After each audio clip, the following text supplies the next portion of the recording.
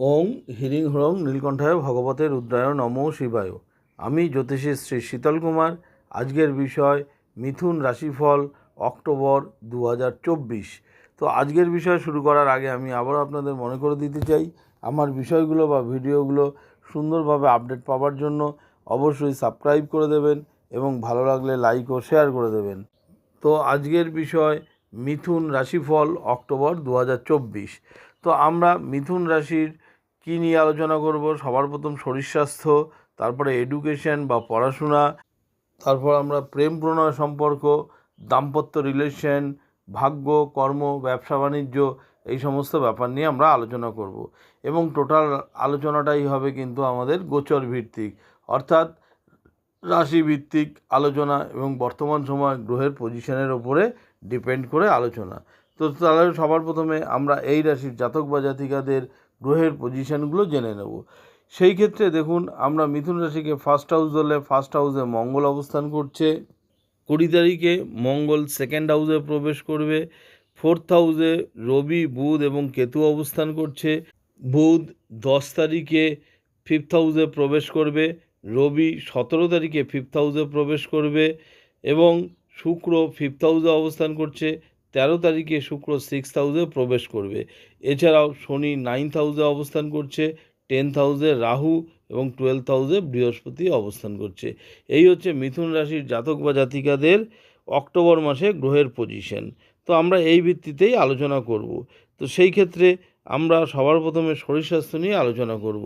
তাহলে শরীর স্বাস্থ্য আমরা ফার্স্ট হাউস থেকে বিচার করি। তাহলে ফার্স্ট হাউসের লর্ডকে, ফার্স্ট হাউসের লর্ড কিন্তু বুধ। সে বুধ কোথায় অবস্থান করছে? ফোর্থ হাউসে অবস্থান করছে, নিজস্ব ঘরে অবস্থান করছে এবং 10 তারিখে সে ফিফথ হাউসে প্রবেশ করবে। তাহলে সেই দিক থেকে বলা যায় শরীর স্বাস্থ্য কিন্তু আগামী অক্টোবর মাসে আপনাদের ভালো থাকবে। আশা করি সেরকম বড় কোনো সমস্যা হবে না, ইমিউনিটি সিস্টেমও ভালো থাকবে। ওভারঅল দেখতে গেলে যে পুরো মাসটা ধরেই কিন্তু শরীর স্বাস্থ্যের মধ্যে সেরকম নেগেটিভ এফেক্ট হবে না। কিন্তু সিক্সথ হাউসের লর্ড মঙ্গল, সেই মঙ্গল কিন্তু ফার্স্ট হাউসে অবস্থান করছে, অর্থাৎ রোগকারক গ্রহ যেহেতু ফার্স্ট হাউসে অবস্থান করছে, সেই হেতু একটু মাথা যন্ত্রণা, একটু টেনশন, একটু রাগ, এই ধরনের কিন্তু প্রভাব আসতে পারে। তো যাই হোক, এরপরে আমরা এই রাশির জাতক বা জাতিকাদের এডুকেশন নিয়ে আলোচনা করব। সেই ক্ষেত্রে এডুকেশন আমরা ফোর্থ হাউস থেকেও বিচার করি, ফিফথ হাউস থেকে আমরা মিডিল স্ট্যান্ডার্ড বিচার করি বা গ্র্যাজুয়েশন, বিলো গ্র্যাজুয়েশন বিচার করি এবং তার ওপরে গেলে আমরা নাইন্থ হাউস থেকে বিচার করি।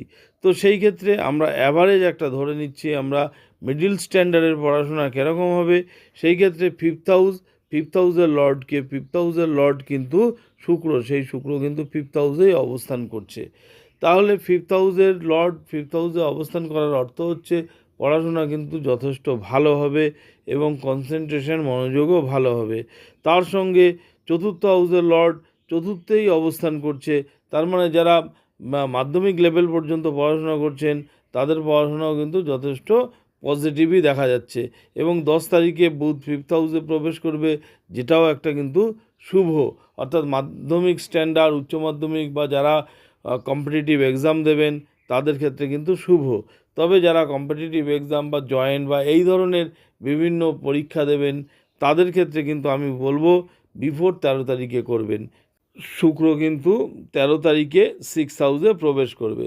তাহলে 13 তারিখের আগে করলে কিন্তু যথেষ্ট শুভ রেজাল্ট পাওয়ার সম্ভাবনা। এবং 13 তারিখের পরে কিন্তু নানাভাবে কনসেন্ট্রেশনের অভাব হতে পারে, কোনো না কোনো কারণে পড়াশোনা বা এই রিলেটেড ব্যাপারে কিন্তু একটু ডিস্টারবেন্স আসতে পারে। তো এরপরেই আমরা এই রাশির জাতক বা জাতিকাদের প্রেম প্রণয় সম্পর্ক নিয়ে আলোচনা করব। সেই ক্ষেত্রে প্রেম প্রণয় সম্পর্ক আমরা ফিফথ হাউস থেকে বিচার করি। তাহলে ফিফথ হাউসের লর্ডকে, ফিফথ হাউসের লর্ড কিন্তু শুক্র, সেই শুক্র ফিফথ হাউসেই অবস্থান করছে এবং রাশি অধিপতি বুধ সে ফোর্থ হাউসে নিজস্ব ঘরে অবস্থান করছে। সেই দিক থেকে বলা যায় কিন্তু প্রেম প্রণয় সম্পর্ক যথেষ্ট ভালো হবে, যথেষ্ট বন্ডিং হবে এবং একে অপরের প্রতি আকর্ষণও কিন্তু থাকবে।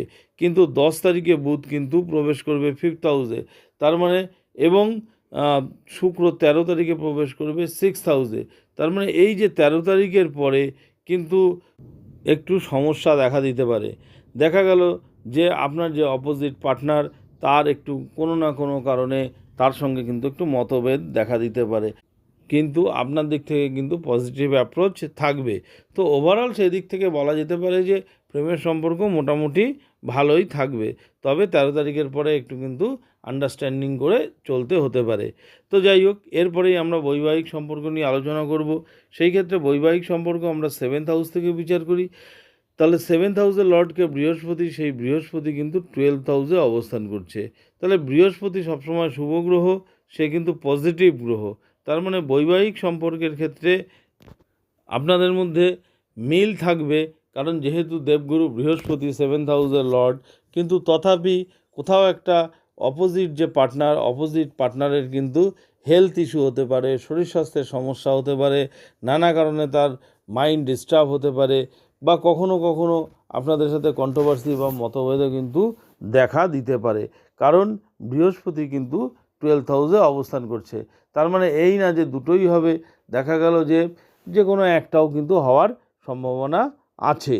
তো যাই হোক, তবুও আমি বলবো এই ক্ষেত্রে আপনারা যদি বৃহস্পতির বীজ মন্ত্র জপ করেন অবশ্যই কিন্তু সুফল পাবেন। তো এরপরে আমরা এই রাশির জাতক জাতিকাদের ব্যবসা বাণিজ্য নিয়ে আলোচনা করব। সেই ক্ষেত্রে দেখুন, ব্যবসা বাণিজ্য আলোচনা করার আগে একটু ভাগ্যটা নিয়েও আলোচনা করলে ভালো হয়, কারণ ব্যবসার সাথে কিন্তু ভাগ্য জড়িয়ে, মানে ভাগ্যর সাথে কিন্তু ব্যবসা জড়িয়ে।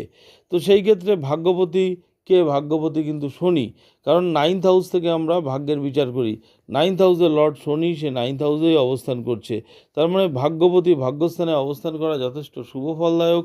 অতএব ভাগ্য আপনাকে সাথ দেবে, কিন্তু শনি বকরি থাকাতে আপনার কিন্তু ভাগ্যের সাথ দিলেও সেটা কিন্তু ডিলে হয়ে হবে, মানে স্মুথলি ফাস্ট বা দ্রুত কিন্তু হবে না।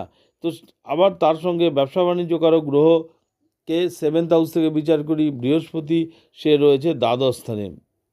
তার মানে ওভারঅল বৃহস্পতি শুভ গ্রহ হওয়াতে, এবং ইন জেনারেল ব্যবসা বাণিজ্য কারক গ্রহ বুধ, সেই বুধ নিজস্ব ঘরে অবস্থান করছে এবং 10 তারিখে সে 5th হাউসে অবস্থান করবে। তার মানে ব্যবসা বাণিজ্য আপনার হবে, ব্যবসা বাণিজ্যের মাধ্যমে লাভ বা আয় উন্নতি হবে, কিন্তু সেই ব্যবসায় কিন্তু ভাগ্য সাথ দিলেও আপনার কিন্তু খরচার পরিমাণ অত্যাধিক হতে পারে। অর্থাৎ বিভিন্ন কারণে কিন্তু আপনার দেখা গেল 10 টাকা আয় হলে ম্যাক্সিমাম কিন্তু আপনার খরচ হওয়ার সম্ভাবনা বেশি। তো সেই খরচ হওয়ার সম্ভাবনা থেকে কিন্তু একটু কন্ট্রোল করতে হবে। তো যাই হোক, এরপরে আমরা এই রাশির জাতক বা জাতিকাদের আমরা কর্মের ব্যাপারটা নিয়ে আলোচনা করব, কর্ম বা চাকরি বাকরি। তো সেই ক্ষেত্রে কর্ম বা চাকরি বাকরি আমরা 10th হাউস থেকে বিচার করি। তাহলে 10th হাউসের লর্ডকে, 10th হাউসের লর্ড কিন্তু বৃহস্পতি, সেই বৃহস্পতি দ্বাদশ স্থানে রয়েছে, এবং বৃহস্পতি দ্বাদশ স্থানে রয়েছে এবং 10th হাউসে কে বসে আছে? 10th হাউসে কিন্তু রাহু বসে আছে। তার মানে বৃহস্পতি দ্বাদশ স্থানে বসে থাকার অর্থ হচ্ছে, যারা বিদেশে বা জন্মস্থান থেকে দূরবর্তী স্থানে কর্মরত আছেন তাদের ক্ষেত্রে কিন্তু পজিটিভ ফল দেখা দিতে পারে, অর্থাৎ তারা চাকরির ক্ষেত্রে সফল হতে পারেন এবং আয় উন্নতি ও বৃদ্ধি হতে পারে। দেখা গেল দশম স্থানে রাহু রয়েছে, যার জন্য আপনারা যেখানে কর্মরত আছেন সেখান থেকে আপনারা ট্রান্সফার হতে পারেন বা আপনারা কর্মের পরিবর্তন করতে পারেন, এই রেজাল্ট কিন্তু হতে পারে।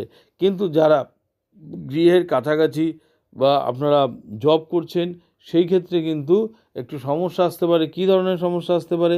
আপনি হয়তো জব করবেন, দেখা গেল যে রাহু আপনাকে কিন্তু সেই কর্মস্থানে কিন্তু আপনার মনোনিবেশ করতে কিন্তু বাধার সৃষ্টি করবে। কখনো কখনো মনে হবে যে আমি এই চাকরি পরিবর্তন করি, তো চাকরি চেঞ্জ করারও কিন্তু একটা যোগ তৈরি হয়েছে। অর্থাৎ যারা নতুন জব করছেন তাদের ক্ষেত্রে কিন্তু পজিটিভ দিক দেখা যাচ্ছে। তো যাই হোক, এটা বেসিক্যালি গোচরজনিত ফলাফল। আরও ভালো প্রেডিকশানের জন্য অবশ্যই আমাদের যে মেন রাশিচক্র আছে সেই জন্ম সময় দিয়ে যেটা তৈরি করা হয়, সেই সময় দশা অন্তদশা এবং এই বর্তমান সময়ের গোচরজনিত ফলাফল যদি কম্বাইন করা হয় তাহলে কিন্তু সেই ফলাদেশ আরও ভালো হবে। তো আপনারা, আমি বলবো অবশ্যই বুধের বীজ মন্ত্র জপ করবেন এবং তার সঙ্গে বৃহস্পতির বীজ মন্ত্র জপ করবেন, তাহলে কিন্তু রেজাল্ট আপনারা আরও ভালো পাবেন। তো যাই হোক, আমি আগেও বলেছি আবারও বলছি, আমার বিষয়গুলো বা ভিডিওগুলো সুন্দরভাবে আপডেট পাওয়ার জন্য অবশ্যই সাবস্ক্রাইব করে দেবেন এবং ভালো লাগলে লাইক ও শেয়ার করে দেবেন।